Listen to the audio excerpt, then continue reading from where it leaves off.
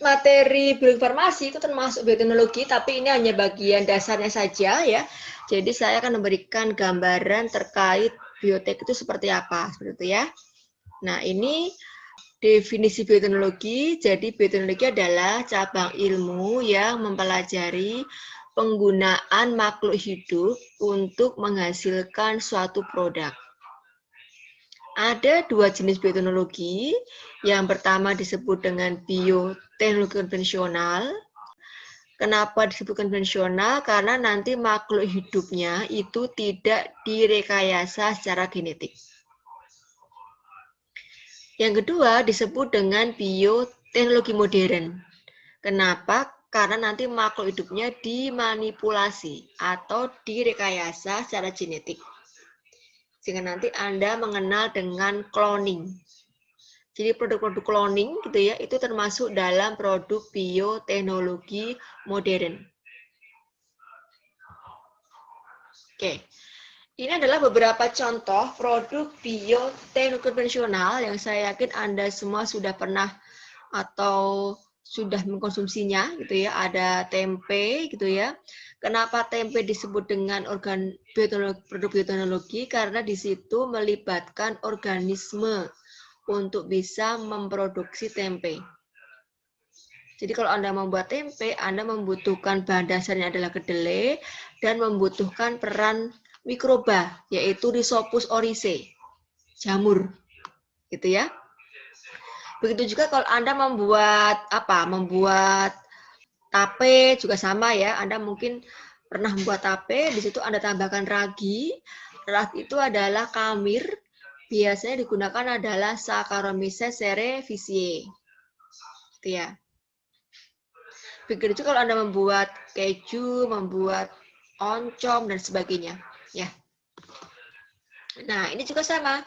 Jadi misalnya Anda membuat mentega, maka di situ Anda membutuhkan susu sebagai bahan dasarnya. Nah, ini bioteknya. Bioteknologinya adalah di situ ada peran mikroba.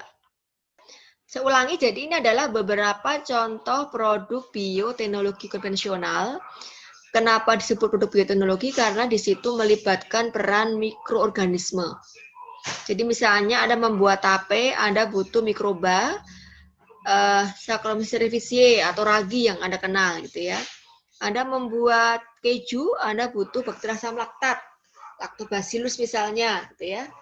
Anda membuat oncom, sama, Anda juga butuh mikroba. Begitu juga dengan kalau Anda membuat roti, membuat produk yang lain gitu ya. Nah, ini juga sama. Ini adalah contoh dari produk bioteknologi konvensional. Ini adalah produknya, ini bahan dasarnya, ini adalah mikroorganismenya. Jadi kalau Anda lihat bahwa tidak semua mikroba itu adalah patogen, karena ternyata mikroba-mikroba ini digunakan untuk mengkonversi suatu bahan menjadi suatu produk, ya, mengkonversi singkong menjadi tape dan seterusnya, gitu ya. Nah, sedangkan bioteknologi modern ini contoh produknya. Jadi kalau misalnya Anda pernah mendengar insulin, nah insulin itu kalau insulin ini diproduksi pada bakteri, maka nanti dikatakan insulin itu sebagai produk bioteknologi modern. Atau misalnya Anda pernah mendengar beras berwarna kuning, golden rice gitu ya. Jadi golden rice di sini merupakan beras hasil rekayasa genetika. Di situ ditambahkan gen yang nanti dia menghasilkan beras yang kaya akan vitamin A. Atau misalnya adalah dihasilkan tanaman yang dapat berpendar di kegelapan. Jadi di sini dimasukkan gen dari kunang-kunang gitu ya ke dalam sel tanaman ini sehingga nanti tanamannya ini bisa berpendar saat berada di kegelapan. Atau misalnya ini adalah cloning organisme, domba doli misalnya ini juga merupakan produk bioteknologi modern. Gitu ya. Atau ada lagi, ada bunga mawar berwarna seperti ini gitu ya, berwarna ungu, ini juga merupakan hasil rekayasa genetika dengan cara memasukkan gen pengkode pigmen depinidin ke dalam sel tanaman mawar sehingga nanti dihasilkan pigmen yang berwarna seperti ini. Ya. Jadi ada pigmen namanya cyanidin. Nah, berdasar areanya, bioteknologi itu dibagi 4. Ada disebut dengan bioteknologi biru. Ini kalau berkaitan dengan perairan gitu ya. Bioteknologi hijau ini berkaitan dengan pertanian dan peternakan. Bioteknologi merah ini berkaitan dengan kesehatan atau medis, dan bioteknologi putih itu berkaitan dengan dunia industri. Anda bisa lihat ini adalah beberapa contoh produk bioteknologi biru.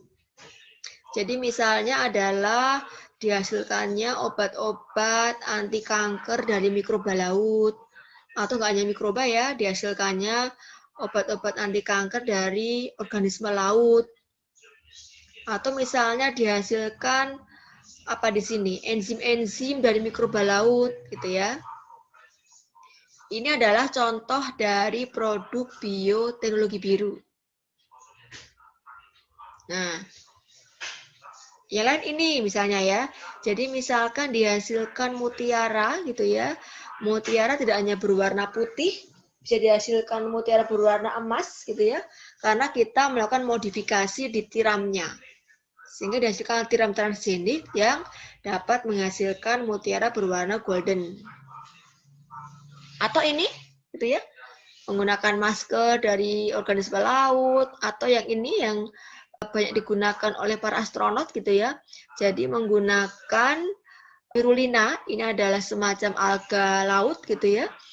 Dia digunakan untuk sumber makanan para astronot gitu ya ke ruang angkasa. Kenapa? Karena spirulina ini mengandung asam amino, karotenoid, vitamin, mineral, dan klorofil gitu ya. Sehingga ini memberikan nutrisi sebagai sumber nutrisi bagi para astronot. Gitu ya. Jadi biasanya dikemas dalam bentuk tablet seperti ini gitu ya. Dan ini digunakan sebagai sumber makanan. Ini juga sama. Jadi kalau Anda pernah melihat ikan-ikan yang unik gitu ya, yang berpendar seperti ini, bisa jadi ini adalah merupakan ikan transgenik gitu ya, karena di situ dimasukkan gen myosin light peptida 2. Sehingga nanti ikannya ini bisa berpendar dengan berbagai macam warna gitu ya. Berfluoresensi namanya. Kemudian bioteknologi putih ini berkaitan dengan industri. Jadi misalnya dihasilkan plastik yang bisa terurai gitu ya. Jadi biodegradable plastik. Jadi nggak hanya sekali pakai, bisa diuraikan lah ya. Bisa diuraikan sehingga tidak menjadi limbah. Atau misalkan dihasilkan enzim-enzim yang penting di dunia farmasi. Amilase misalnya, ada protease, atau mungkin dihasilkan enzim antioksidan untuk kosmetik, misalnya superoksida dismutase dan seterusnya gitu ya. Kemudian dihasilkan vitamin dan seterusnya. Ini adalah contoh produk bioteknologi putih, white bioteknologi. Atau bahan bakar dari jagung misalnya gitu, jadi nanti menggantikan bensin yang berasal dari apa namanya batu bara gitu ya, atau minyak bumi, tapi nanti bisa digunakan bahan bakar yang berasal dari tanaman jagung, dikenal dengan biofuel gitu ya. Nah, kemudian teknologi hijau ini mencakup 2 hal, bisa di bidang pertanian, bisa di bidang peternakan.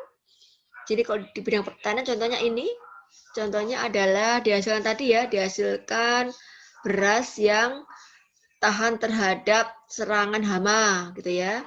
Kemudian bisa juga jagung gitu, yang tahan terhadap serangan hama. Kemudian dihasilkan juga gandum yang tahan pada kekeringan. Atau dihasilkan terong yang dia bisa tahan terhadap infeksi virus. Gitu ya. Kenapa? Karena ke dalam tanaman terong ini dimasukkan gen pengkode toksin, di mana gennya itu diambil dari bakteri tanah, Bacillus thuringiensis. Sehingga produknya disebut dengan BT eggplants ya.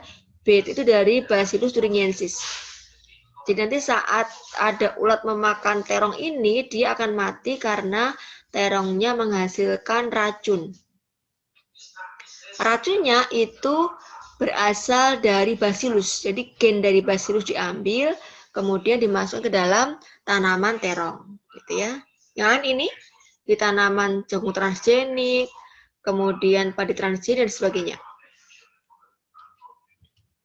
Ini juga sama.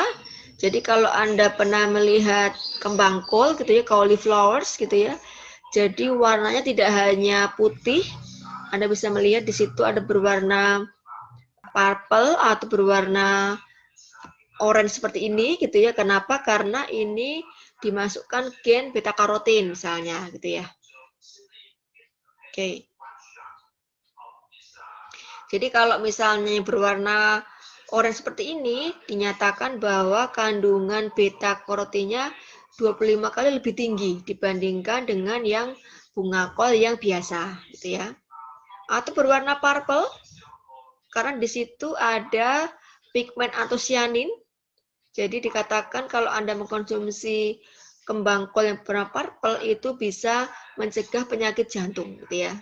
Karena ada antosianin tadi. Nah, ini di bidang peternakan, Anda bisa lihat ya. Jadi selain tanaman yang bisa berpendar, bisa juga hewan. Hewan seperti kucing dalam contoh ini, dia bisa berpendar karena ke dalam sel kucing itu dimasukkan gen dari kunang-kunang, sehingga dia bisa berpendar di kegelapan. Gitu ya. Ini sama, ada seekor sapi gitu ya, yang menghasilkan daging lebih banyak gitu ya. Jadi ini dimasukkan gen tertentu sehingga nanti Belgian Blue Cattle ini menghasilkan daging yang lebih banyak dibandingkan dengan sapi yang non transgenik. Ini juga sama ya. Jadi nanti kalau Anda pernah melihat kunang-kunang itu kenapa dia berpendar? Ini tadi yang gennya diambil ya. Gen kunang-kunang itu diambil untuk membuat tadi tanaman yang bisa berpendar atau hewan yang bisa berpendar. Jadi ternyata kunang-kunang ini memiliki fotosit gitu ya, yaitu sel yang menghasilkan cahaya. Dan ini sel ini akan diaktifkan kalau kunang-kunangnya bergerak. Nanti Anda amati, kalau dia diem gitu ya, dia nampaknya tidak akan menghasilkan warna.